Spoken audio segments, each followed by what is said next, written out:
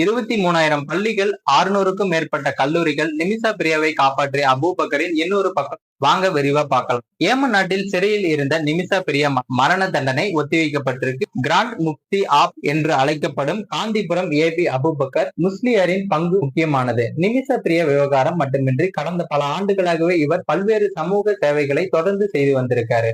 குறிப்பாக கல்வியில் பல முக்கிய சேவைகள் ஆற்றி இருக்கிறார். 94 வயதாகும் காந்திபுரம் ஏபி அபூபக்கர் முஸ்லியர் அதிகபூர்வமாக ஷேக் அபூபக்கர் அகமது என்று அழைக்கப்படுவார். கிராண்ட் முப்தி ஆப் இந்தியா என்று அழைக்கப்படுவார். இவர் ஏமனில் உள்ள மத அதிகாரிகளுடன் பேச்சுவார்த்தை நடத்தியிருக்காரு. அந்த ஏமன் அதிகாரிகள் கொலை செய்யப்பட்ட தலால் அப்துல் மக்தியின் குடும்பத்தினருடன் தொடர்பிலும் இருந்திருக்காரு. இந்த பேச்சுவார்த்தை மூலமாக நிமிஷா பிரியா மரண தண்டனை நிறுத்தி வைக்கப்பட்டிருக்கு. கேரளாவில் உள்ள காங்கிரஸ் தலைவர் சாண்டி உம்மனில் வேண்டுகோள் விடுத்தாலேயே ஷேக் அபூபக்கர் அகமது இந்த விவகாரத்தில் தலையிட்டு இருக்கிறார். ஏமன் சூஃபி அறிஞரை தொடர்பு கொண்டு பேசியிருக்கிறார். கடைசி நேரத்தில் எடுக்கப்பட்ட இந்த முயற்சியிலே நிமிஷா பிரியாவை காப்பாற்றியும் இருக்கு. கேரளாவை சேர்ந்த ஷேக் அபூபக்கர் அகமது இந்தியாவில் மட்டுமல்ல தென்காசியா முழுவதும் பாதிக்கப்படும் ஒரு நபராகவும் திகழ்கிறார். இவர் காரணமாகவே ஒரே ஒரு போன் கால் மூலம் இவரால் மரண தண்டனை நிறுத்த முடிந்துள்ளது.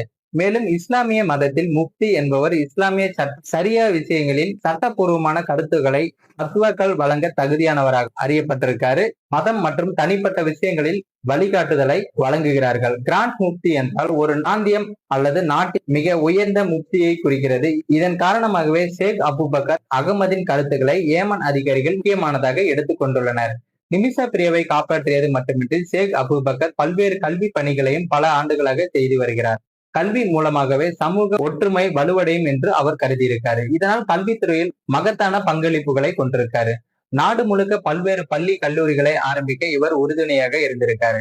அனைத்து தரப்பு மக்களும் கல்வி சென்றடைவதில் இவர் கவனம் செலுத்தி வந்திருக்காரு. 1978 நிறுவப்பட்ட புகழ்பெற்ற ஜாமியா மார்கஸ் உட்பட இவரது கல்வி நிறுவனங்கள் மூலம் இதுவரை பல லட்சம் பேர் படித்திருக்காங்க. தற்போது அவற்றில் 12,232 தொடக்க பள்ளிகள், 11,010 உயர்நிலை பள்ளிகள் என மொத்தம் 23,000த்திற்கும் மேற்பட்ட பள்ளிகள் இயங்குகிறது.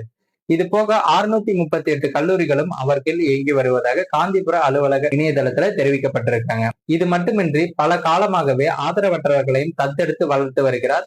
1960களில் கேரளாவில் ஆதரவற்ற 25 பேரை முதலில் தத்தெடுத்து வளர்த்தார். அதன் பிறகும் தொடர்ச்சியாக இந்த பணிகளை அவர் தொடர்ந்து செய்து வந்திருக்காரு. இந்த முயற்சியில இதுவரை ஆதரவற்ற 18,745 பேர் பாதுகாப்பாக தங்க வைக்கப்பட்டு இருப்பதாக காந்திபுர அலுவலக இணையதளத்துல குறிப்பிடப்பட்டிருக்காங்க. மேலும் சுத்தமான குடிநீர் கிடைப்பது ஒரு அடிப்படை உரிமை என்பதால 6,028 கிராமங்களுக்கு பயனளிக்கும் வகையில 72,500 குடிநீர் திட்டங்களையும் அவர் வெற்றிகரமாக செயல்படுத்தியிருக்காரு. மேலும் இது போன்ற வீடியோக்களை உடனுக்குடன் காண மறக்காம நமது சேனலை சப்ஸ்கிரைப் பண்ணுங்க. வீடியோ பிடிச்சிருந்தா மற்றவங்களுக்கும் ஷேர் பண்ணுங்க.